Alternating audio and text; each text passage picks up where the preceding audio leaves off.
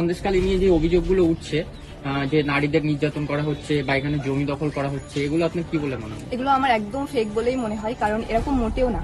যিনি সাজান শেখ উনি খুব ভালো মানুষ, আমাদের অঞ্চলের ভীষণ সবার হেল্প করে, গরিবদের পাশে দাঁড়ায়। এটা একদম সাজানো মিথ্যে একটা নাটক।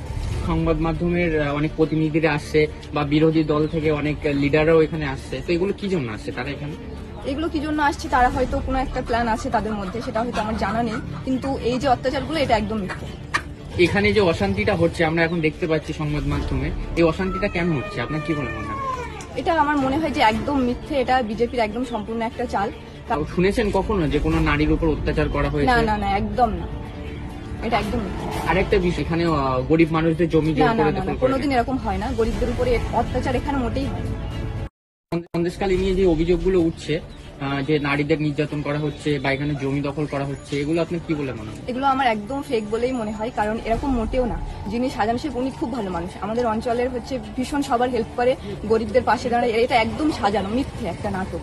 সংবাদ মাধ্যমের অনেক প্রতিনিধিরা আসছে বা বিরোধী দল থেকে অনেক লিডাররাও এখানে আসছে, তো এগুলো কি জন্য আসছে তারা এখানে?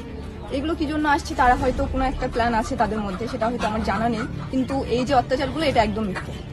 এখানে যে অশান্তিটা হচ্ছে আমরা এখন দেখতে পাচ্ছি সংবাদ মাধ্যমে, এই অশান্তিটা কেন হচ্ছে আপনার কি বলে মনে হয়? এটা আমার মনে হয় যে একদম মিথ্যে, এটা বিজেপির একদম সম্পূর্ণ একটা চাল। শুনেছেন কখনো যে কোনো নারীর উপর অত্যাচার করা না হয়েছে? না না, একদম না, এটা একদম মিথ্যে। আরেকটা বিষয়, এখানে গরিব মানুষদের জমি না জোর না করে না, দখল করে কোনোদিন এরকম হয় না। গরিবদের উপরে অত্যাচার এখানে মোটেই হয় না।